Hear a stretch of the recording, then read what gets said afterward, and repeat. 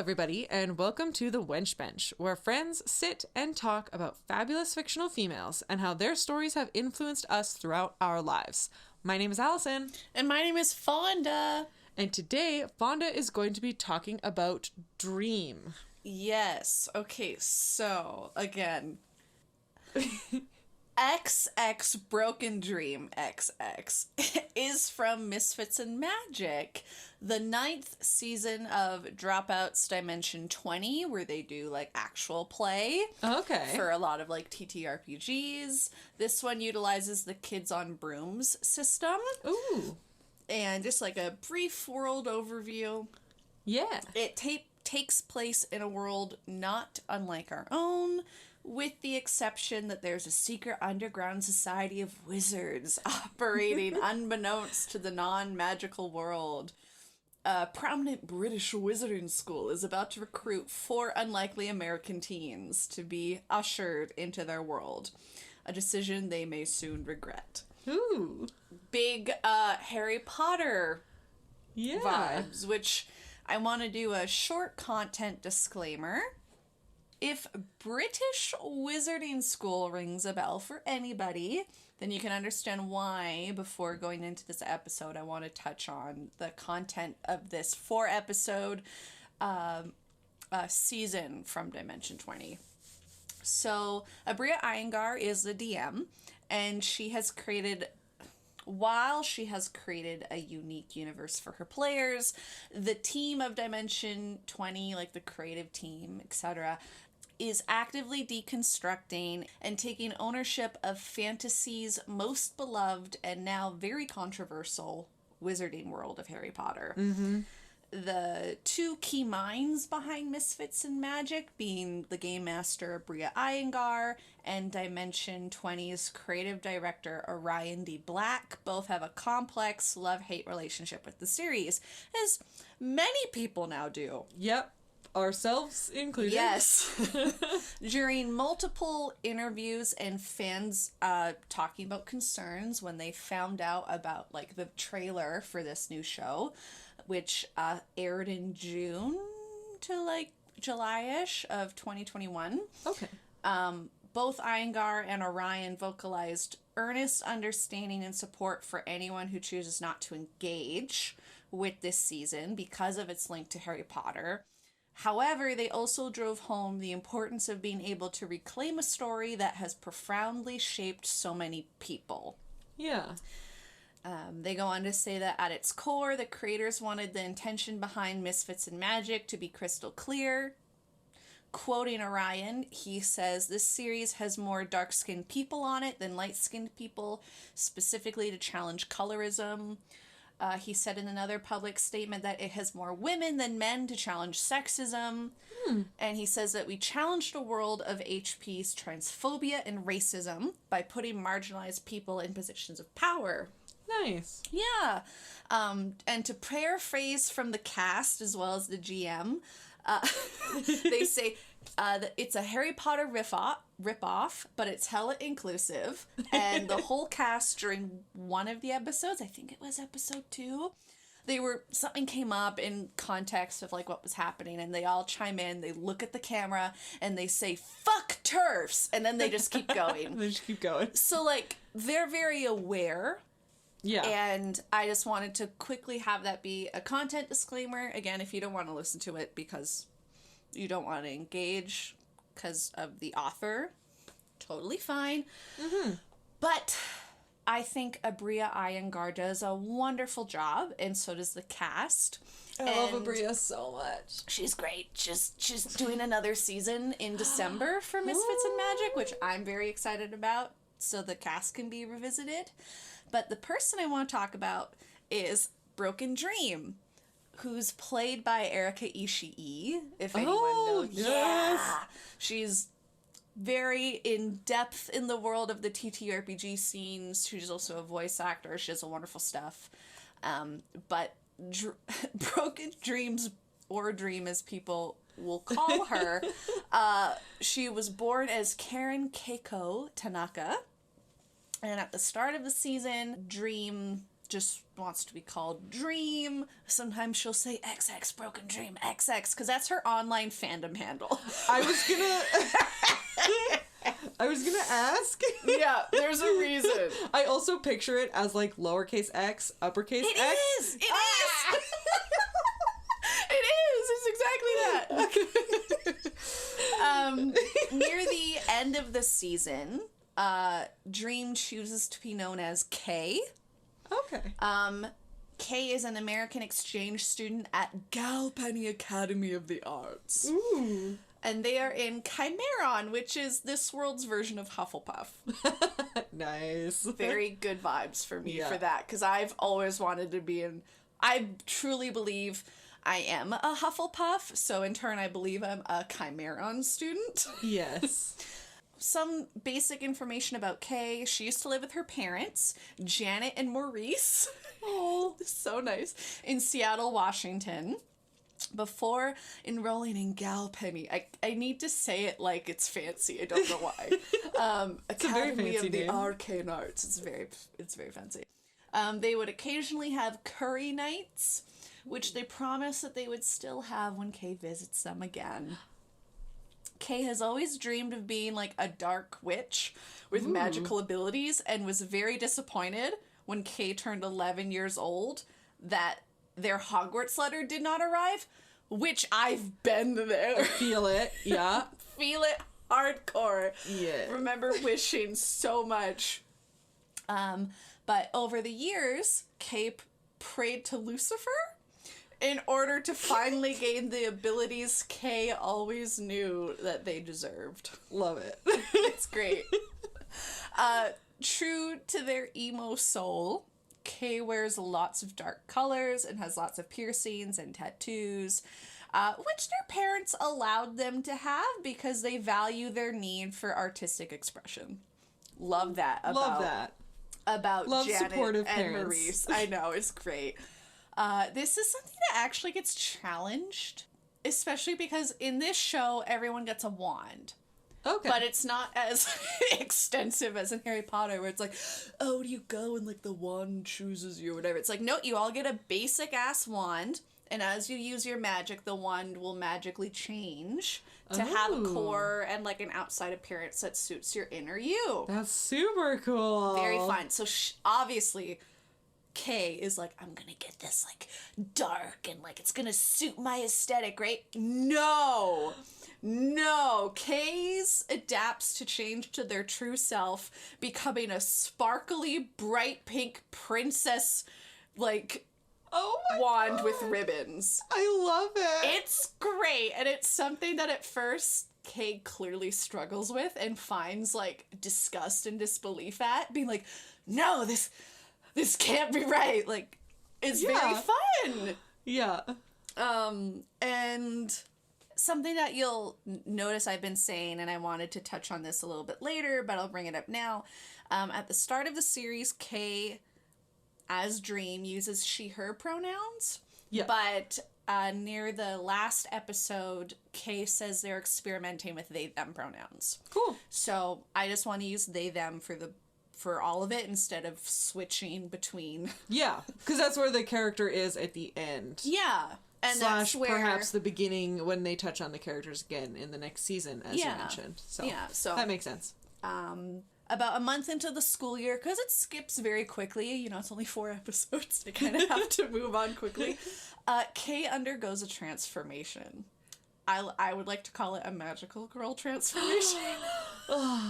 Changing the dark and brooding aesthetic of her outfit into a very more pink, feminine, magical girl-esque ensemble. Oh, it's lovely. Her hair also transforms, so she used to have like going from like split dyed with like raccoon tails and long luxurious hair. So it's very interesting, like full on they have a change. It looked like it was from like an anime / hair commercial. That's good. Awesome. Magical girl transformations are the best, and magical girls are for everyone. They are. As apparently, I think everybody says like Steven Universe is the one that's yes. like really shared the world of magical girls with not just girls. Yeah. Steven has tons of them himself. It's great. Magical girl energy. It's for everyone. It's for everybody. So a few days after that transformation, during the events of the show, they have found... Kay found somewhat of a balance between those two clashing aesthetics, wearing aspects of both outfits near the end of the show. Aww. The look consists of a lot of bright pink, but a lot of black, incorporating a puffy skirt, bows, chains, fishnets. Basically like a pastel goth is the vibe I kind of got, you know what I mean? Yeah. Very nice. Also reminds me very of, like, early 2000s scene culture. Yes. With the hot pink.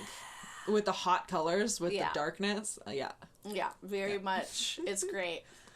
Their hair has not been re-dyed, so it's, like, still the same from their last transformation, but it's shaved on one side. Ooh. Very much mimicking Erika Ishii. Because Erika has part of their hair shaved. Along with this change, this is when Kay announces to her friends and Evan is the love interest for Kay. Oh, okay, I was going to say. That they are experimenting with they-them pronouns. Oh, I love a discovery story. I know, it's really nice. It was really fun to see. One of the reasons why I like Kay so much was specifically because of, like, and I'm going to dive into this for the why I like her portion, which is coming right up for me soon on my notes. But, like, I just really enjoyed how both, like, the internal transformation also was something that matched, like, outwardly what they were trying to project. Yeah. And stuff, so. Yeah, I also really like the idea of the wand transitioning as they grow themselves, like, as these characters grow. Because it almost, metaphorically speaking, in, like, the Harry Potter world, the wand is almost like a pre-destiny kind of idea, where it's like, this wand is yours, and that's all it is. At the age of 11, we already know who you are and who you're going to be. Yeah. No. Hard no. Whereas in this, it seems like it's a very nice metaphor for... growth and discovery and learning about yourself, because humanity in general continues to learn and grow. Friends that I've had for years are completely different people than who they were at the beginning, and I really like that sort of imagery. I like to think I've changed.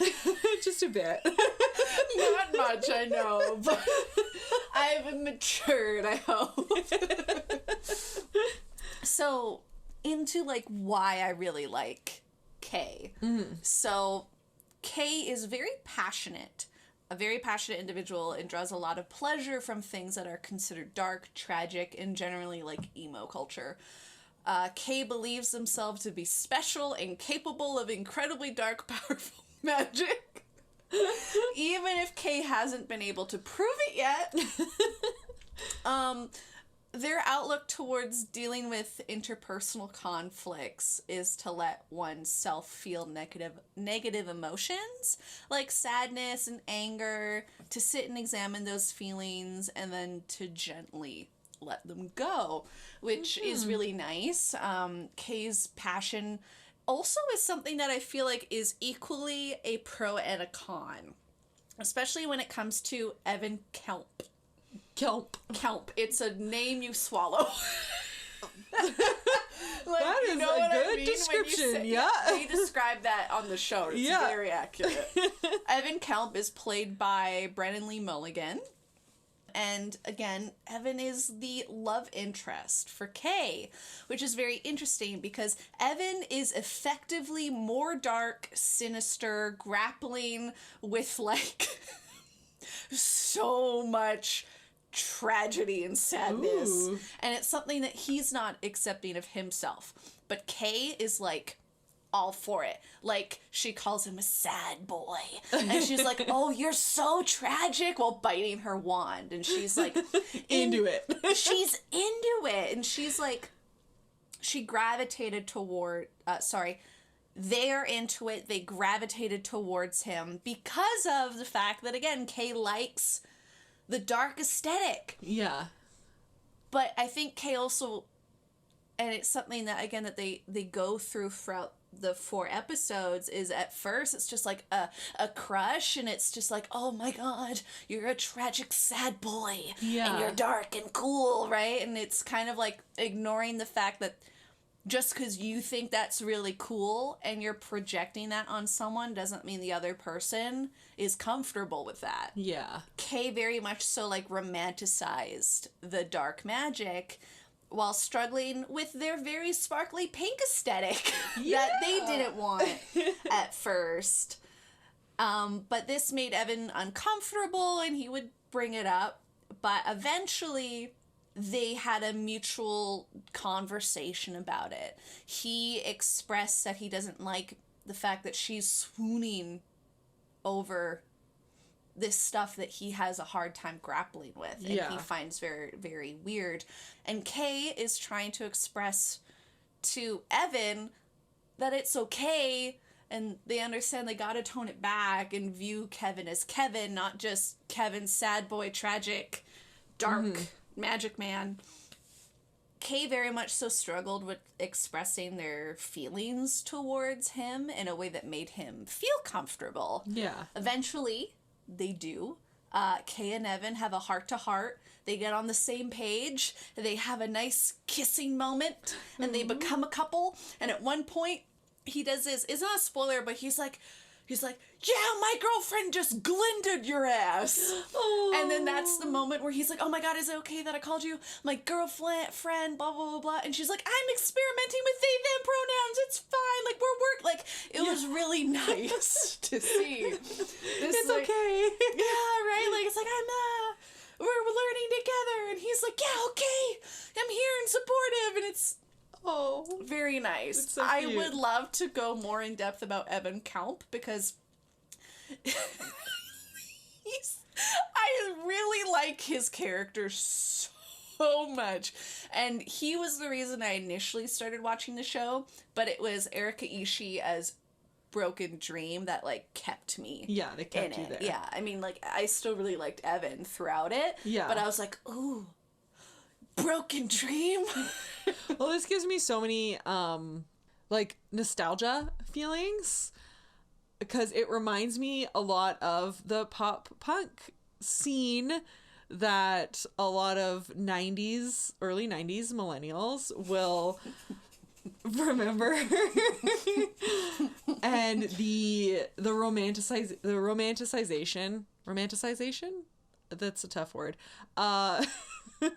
the way that people romanticize the, like, mental illness and those kinds of struggles. It was really prevalent in that music around the early 2000s in, like, the pop punk scene, but it was a lot of times, it happened to the men too, but I found it was quite problematic for the girls who were listening, like, specifically with things like self-harm and depression and those kinds of things were very romanticized in the music, and it had some unfortunate side effects to the people who enjoyed that music. But I like that it kind of got twisted in this, where it was the femme presenting character kind of romanticizing that on somebody else, and him saying, like, that's not okay, like, I'm a person too.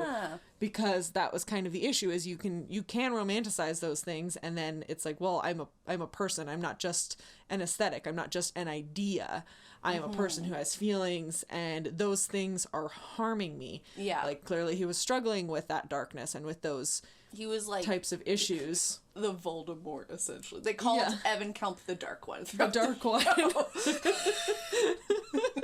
But yeah, it sounds like, it's like, like, don't romanticize me. Like, don't, or even go so far as to say, like, don't fetishize that part of me, because I am a person too. And I like that was explored in sounding like a healthy way. Yeah, it definitely came off to me like a safe exploration of some of those things. And something interesting that I'm gonna bring up, but, like, Kay's character is inspired by the early 2000 online fandom culture among teens. So, like, MySpace, like, clearly we get it. We were there. We existed in that time. We did. So it's like, it's very interesting, because when I saw Kay, and like when you have the first introduction to Kay as Dream, and they're talking about, like, at one point they're on Twitter having an argument with someone about, I think it was Steven Universe. Anyways, they're just having an argument, a fandom argument. And I was like, oh, I'm not there now. Yeah. But I remember being, like, having that and being like, these fictional places meant so much to me, and it's how I navigated the world. Yeah.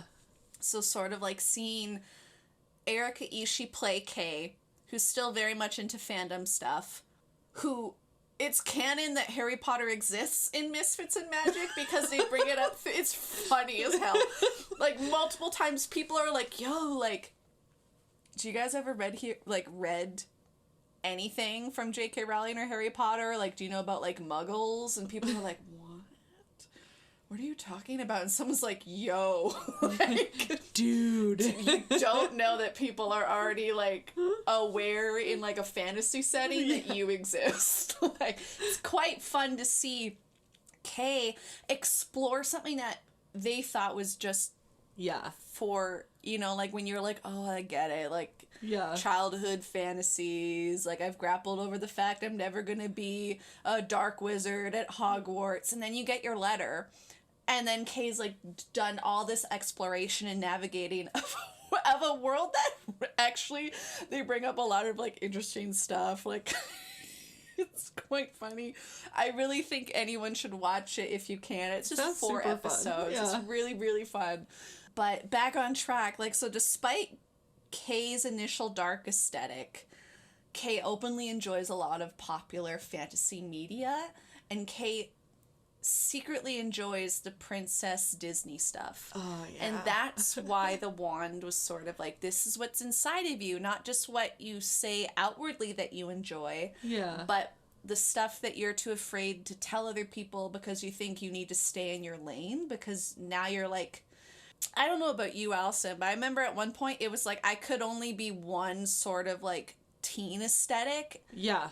And that was it. I couldn't have more than one. To pick. Yeah, it was like you had to pick. And I found that very difficult because it was hard for me to feel comfortable.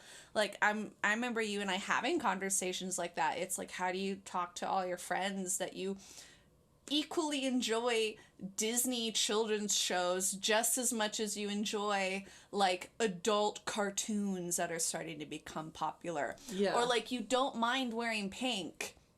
You don't want to wear it all the time, but you do enjoy the pink occasionally just as much as you might enjoy wearing a dark emo aesthetic, right? Like, it was so hard, I feel like, to show your multitudes. Yeah, you had to be all in on, like, one thing. Yeah. I think that comes, too, with how linked we are to the creation of, like, especially online fandoms and things like that. So I remember having friends who were very into music, and that does not cross-contaminate with very into books. Yeah. I remember having to choose between Harry Potter and Lord of the Rings. Like, there were things that never the twain shall meet.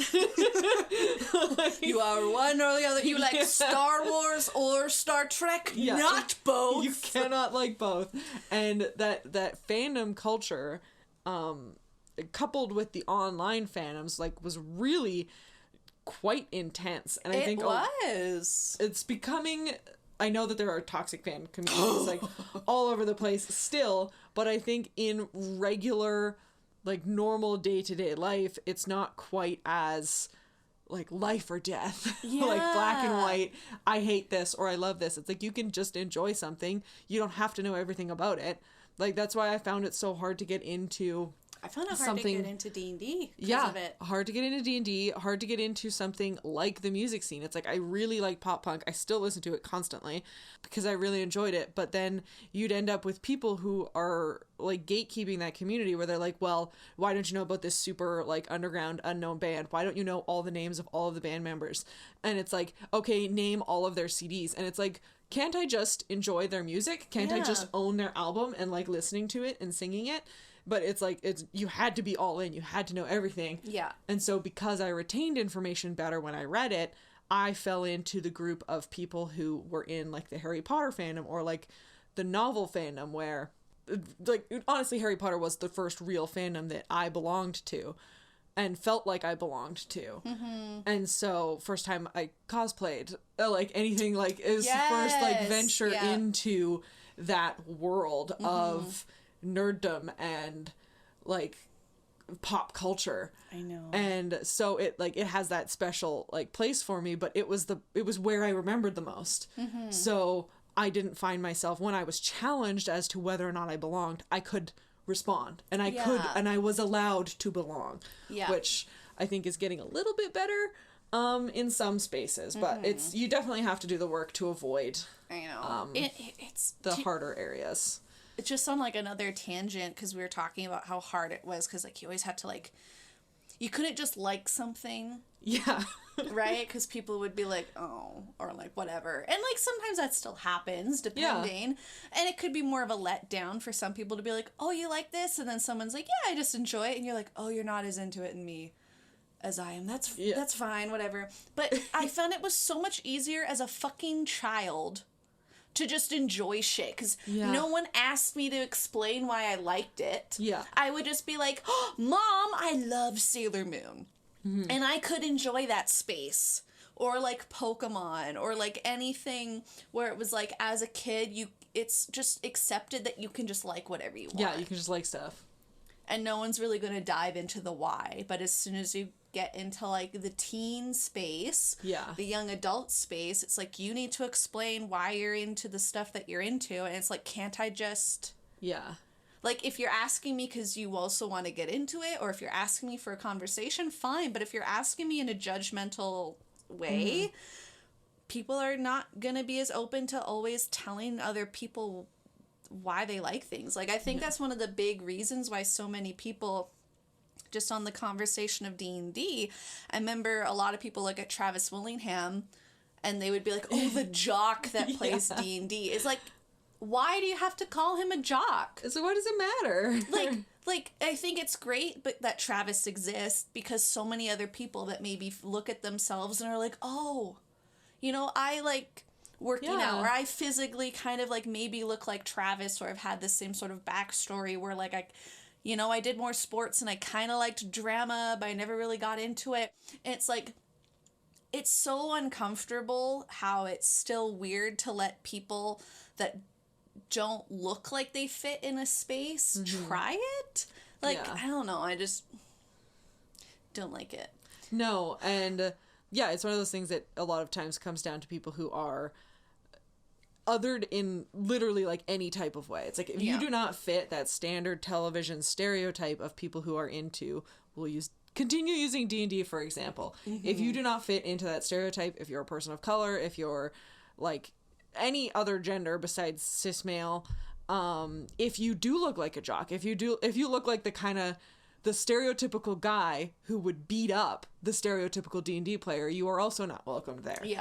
It's unfortunate because it can be used as such a welcoming game. It can be used as such like an interesting way to explore differences and like coming together and to exercise like almost like radical empathy, because you're able to put yourself in a situation that you as a specific type of person might not experience, and then you can have all these other experiences, and then you can empathize with somebody in the real world who has had that experience, and you can be like, oh shit, like obviously your experience in a fantasy game isn't the fucking same, but you can empathize and therefore are more likely to understand and to be willing to learn.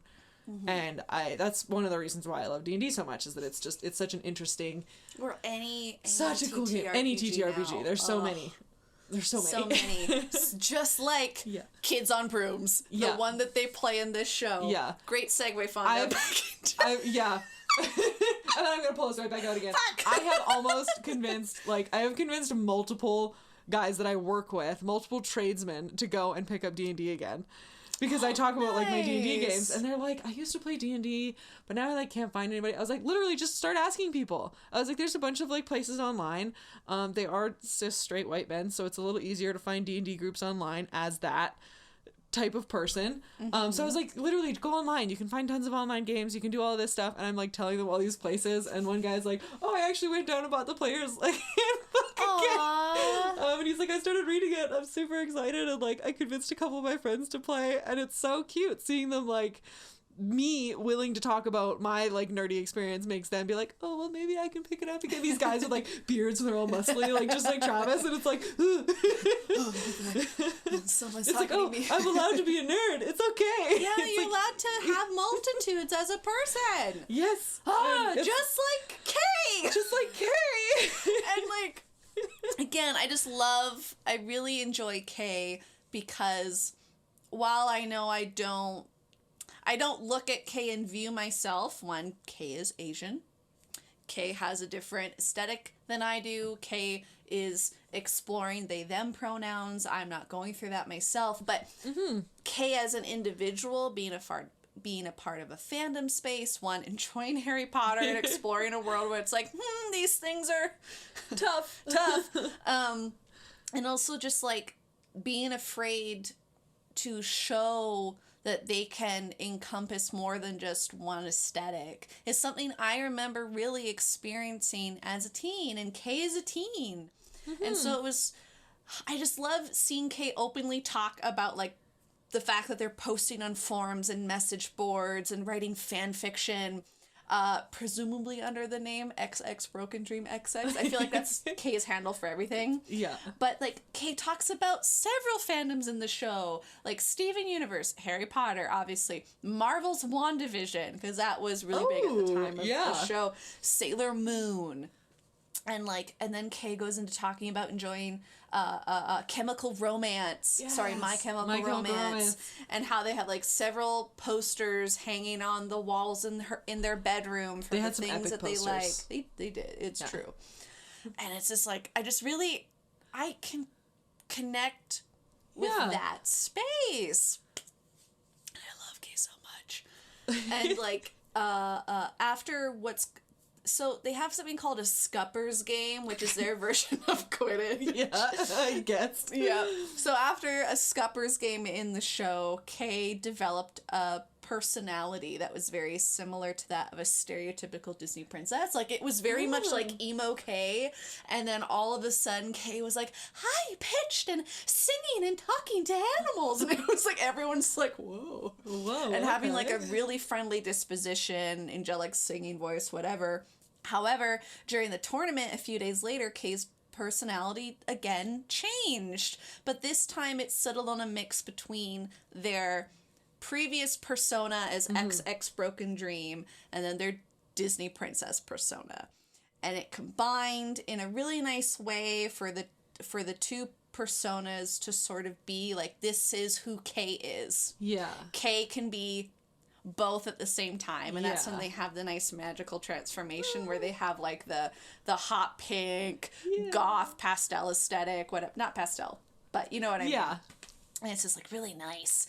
And it's funny because at one point Kay was shown to in the end be very like overall happy and gleeful, but also had a very dark and sadistic sort of like dark side because at one point they just start doing like a happy singing song and the wand is doing stuff, but tons of rats and mice are just like doing things. So it's a very like good play on like, oh, the Disney princess who talks to animals, but it's like, and like I think at one point they had to do an activity for like a tournament and they needed to make someone have like a really pretty dress or whatever, and Kay ends up having like rat, mice, and I think like bugs help change the person into this nice outfit, and the person that was getting changed had like a horrific scream, so it's like this image of like a terrifying scene, but out comes this gorgeous looking person.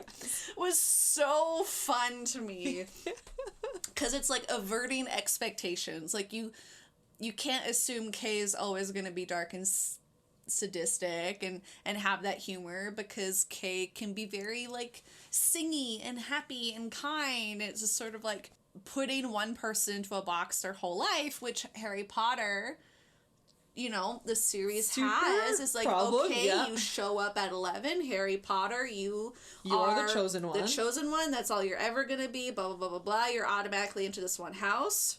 Yeah. That's it. Da, da, da, da, da. And while Kay and everybody else on the show is like no. Yeah. I'm not this at childhood for the rest of my life. Like, I'm not... That's bad. Yeah. To be like, oh, hey, young child, you're in Slytherin. Mm-hmm. So that means you're a bad person. You're going to be a bad person. Right? Like, which, no. as someone who does think that they would be in Slytherin, I take offense to. Because at the end of the day, when that's all the options that you give to a character type, it's one of the intrinsic problems of it is when that's all the options, how can you expect them to be anything else? Yeah, when that's how they're going to be treated, how can they be expected to do anything else? When in reality, the words used to describe the houses, and I'm curious how like the houses transition into this world. I'm gonna bring it up in a bit. The words used to describe Slytherin and like Gryffindor, you can tell the positive versions of these words, whereas ambition, being the big one for Slytherin, is not a bad thing. Oh. Like, being ambitious in life is really good. And, like, trying to, like, pigeonhole these children into these small areas and only having them have those options, it's, like, almost, like, detrimental. Because, yeah, like, I do identify with more of the descriptive words for Slytherin. Like, I am ambitious. I think I'm... And the fucking difference between clever and cunning is bullshit. Okay? I am cunning and clever. I'm cunning and I'm clever. Because cunning implies underhanded. When that's not what it is. And clever implies like creative. Yeah. Where it's like, no, like cunning is cunning I see as being creative in a practical sense. Which is also good. And it's just, that was always like frustrating to me. But yeah, about these houses in this new, in this, or these, whatever they're called in this different world. They're still houses. So the main one is Chimeron, which they call, at one point they're like, goat house! Like they do like it's basically like, it's called the Proletariat House at Galpenny. Students are the salt of the earth and important in their way to the preservation of wizard society, blah, blah, blah, blah. Its crest is a sigil of a dull pewter goat on a buttery yellow flag. In this world, Chimeron makes up about 65% of the entire student body. Oh, wow. And is considered the cast-off house for students who don't easily fit into the other three houses. So the other three houses being... Sorry, if it could just pop up easily, that'd be great. I hate the internet sometimes. I'm like, just tell me where everything is. So very similar when they're doing house sorting. There's four of them in the sorting ceremony on the first day of school. A student's house is determined by stepping onto what's called like a confirmation dais.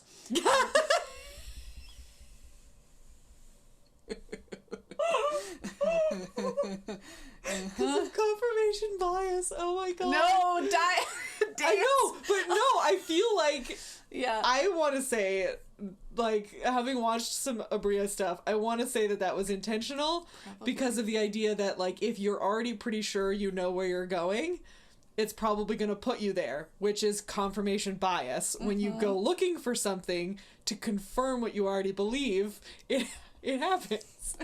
So I feel like that was intentional, and I'm going to choose to believe that, and I love it. I'm not sure. Anyways, they converse silently with it. Basically, like, the sorting hat, essentially. The student is then placed into the house in which they fit best. Their house determines where they sleep, their class schedule, blah, blah, blah, blah, tons of other stuff. Each of the four houses is also associated with a color. Harry Potter. Stuff. So Hersenil is this world's version of Gryffindor, the traditional hero house. Yes. Is associated with a bird of prey in the color red. Very standard much so stuff. Standard. Like, you're a hero, you're going to do tons of wonderful, great things. You're gonna be you brave. have the best scuppers team, like all that kind of stuff. There's Acrobus, which is the cunning or evil house. Ah, yes. And is associated with a scorpion in the color green. in one scene, there's a kid that goes up and he gets given the Acrobus house and he's crying as he's leaving the dais because he's like, right? Like you think oh my God, I'm evil. I'm bad. God, I'm gonna be evil. I'm cunning. I'm gonna, like, I now have to fit into this stereotype. It's shitty. Yeah. There's Misantu. I can't remember how to pronounce it, but it's called the Smart House. It's associated with a fox and the color blue.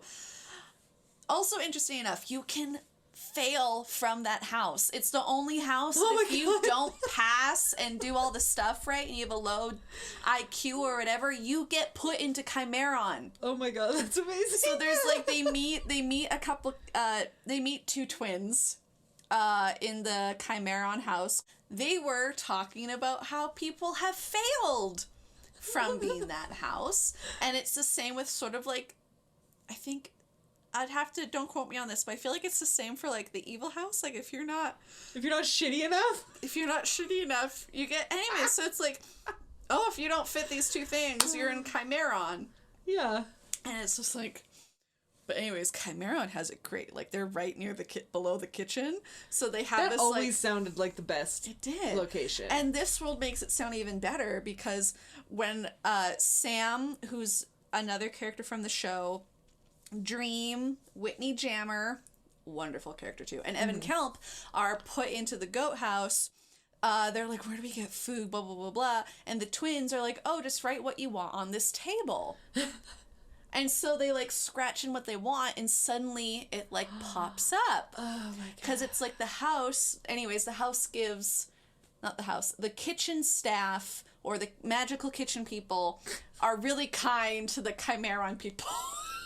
And they give them all this wonderful food. Well, because they all probably came from Chimeron. If they are the, like, these are your, I hate the word average, but yeah, like, technically that is the correct word. These are your average people. So if they are workers, are actual like beings in the kitchen, then you would think that they probably also came from that house and therefore are possibly a little bit showing a little favoritism. Yes, it's. I just like, I really hope if anyone has any takeaway from this, if you stuck around after hearing it was Harry Potter inspired, please watch it. It's 4 episodes. It's a fun ride. I enjoy it so much. The cast as the players do a great job. The creative team clearly did a wonderful job. And Abria just did amazing. Loved Abria very much. Abria, if you happen to be listening to this, you did great. Erika Ishii, I'm talking about your character because Kay is amazing. The whole cast is amazing, but regardless. And I just like, I'm really excited they're coming back. I don't know how long they'll have for the Misfits and Magic one, but it's like a holiday Christmas sort of theme. Oh, so I'm excited to see like how long they've still been in this school, how much of a time skip it is, what sort of like weird shenanigans they're gonna get into. But I, before ending this, want to show Alison a clip. We can't play it here, but it's my favorite clip, and it's not of Erika Ishii as Kay, but it's of Evan Kelp, because I really feel like to end off talking about Kay, aka xXBrokenDreamXx, I think you need to understand part of their infatuation and major crush of Evan Kelp, because I feel like without Evan Kelp, I don't know how the journey for Kay would have gone. Yeah. Because it's, anyways, but yeah, I need to find it. Okay, and Fonda will put the link to this video in the bottom of the episode description, so you can watch along. Oh my God. So that's Evan Kelp. That's back to telling Alison.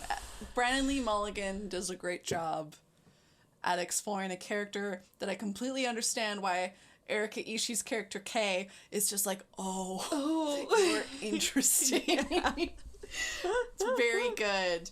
Oh my God. I recommend it. The first episode you can watch on Dimension 20 for free. The full episode, I'm not sure about the other 3.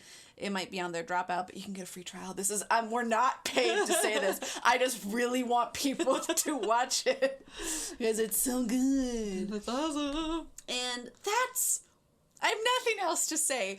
I love Kay. So excited for another part of the story to be told in December.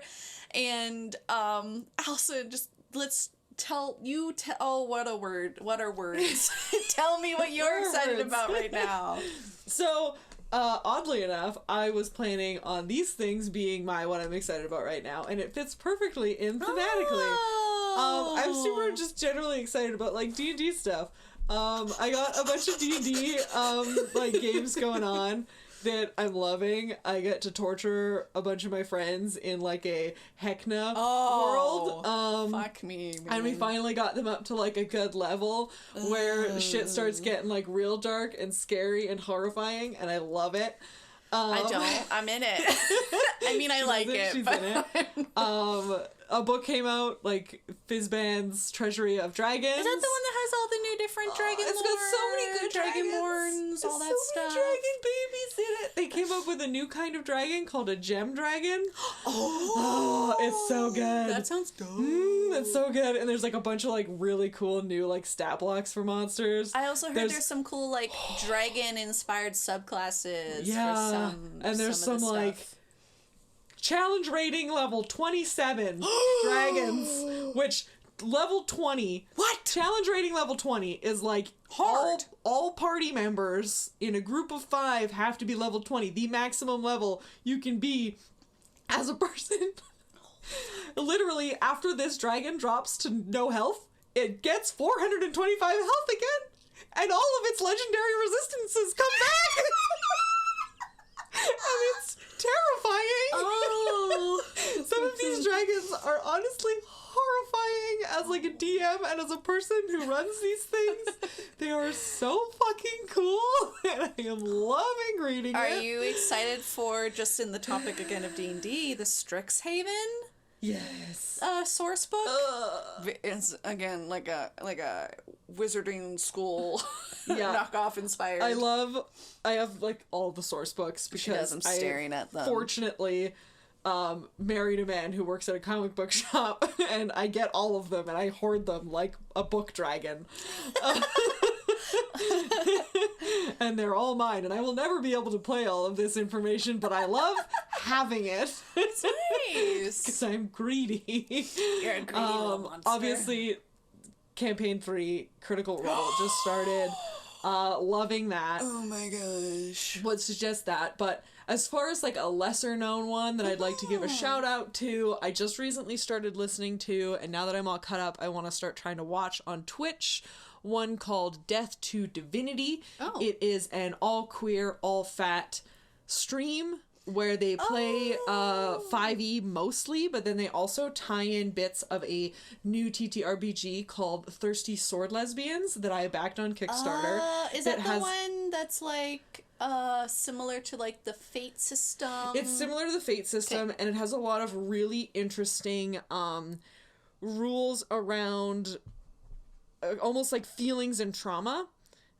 So if the party, let's say a character goes through something really traumatic or really scary in regards to a certain type of monster, you then have a condition where you are afraid of that monster, and that can imply disadvantages when you're fighting it. Or if you beat one of those monsters, or if you do something very heroic during that, you can be given a boon against that monster.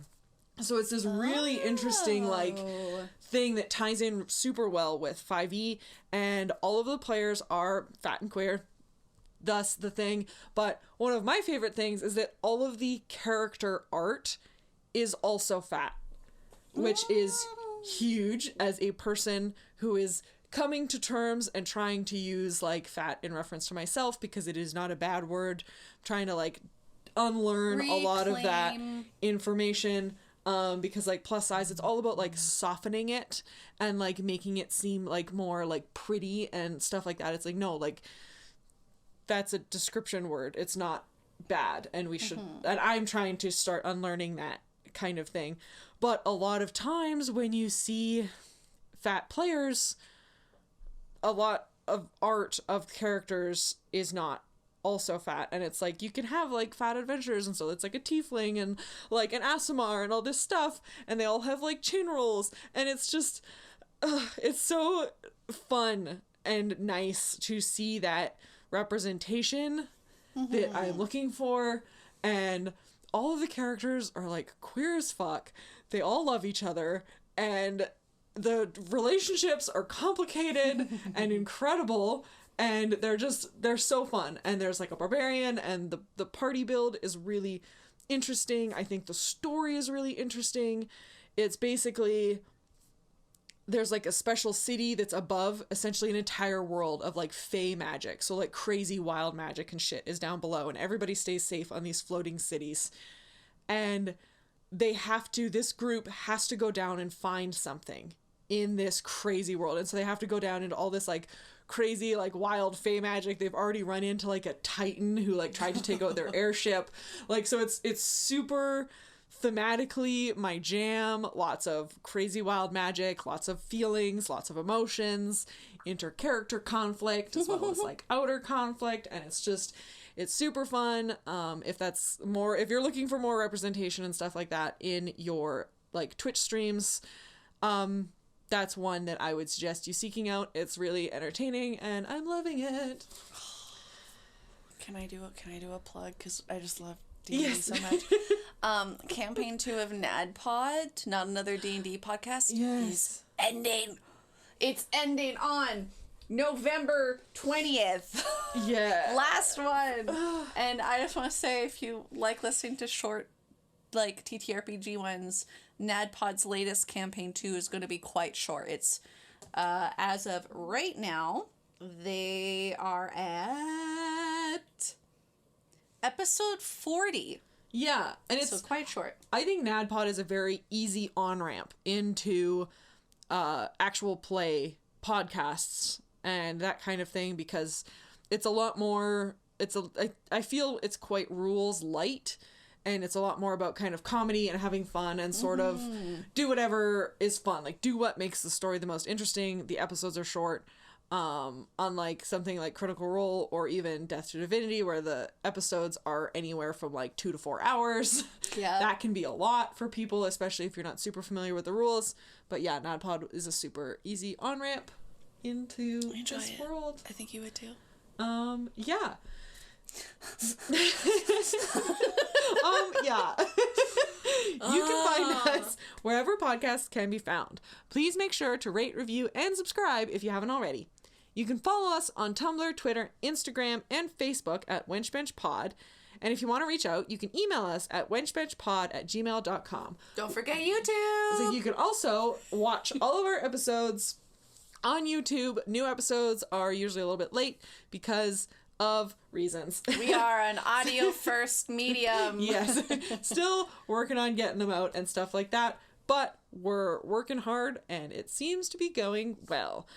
All the art for the Wench Bench was designed by the wonderful Tessa Joyce Riecken. You can find her on Twitter and Instagram at Werevile. Thanks for listening and talk to you soon. Go house! Bye! Bye! So, obviously, if British Wizarding School rings, fuck! Hi, buddy! Hi, baby! Hi! Oh, no, Dutch. You caught me when I was coughing. Hi! It's How are you? Leave it! Oh. Hi. I was gonna just ask where I put my water. Love you. Hi. He was snipping your stuff out. I figured he had to come get you. Where's my other sweater? What other sweater? Oh, I have another gray sweater I fell off today. Do you? Yeah, at the pullover one. I didn't. Oh, the rest is tomorrow. Yeah. Love you. Love you too. Hi, Nick. How's it going, Fonda? Good, how are you? How was your walk? You sound sick. No, I'm just cold. You came here and you all got COVID. And No, never. God damn it, Fonda. You're fine. This is why I told you I didn't like her, Alison. She brings COVID. Yeah, sure I do. Did that work? Yes, it worked great. Thanks, Nick.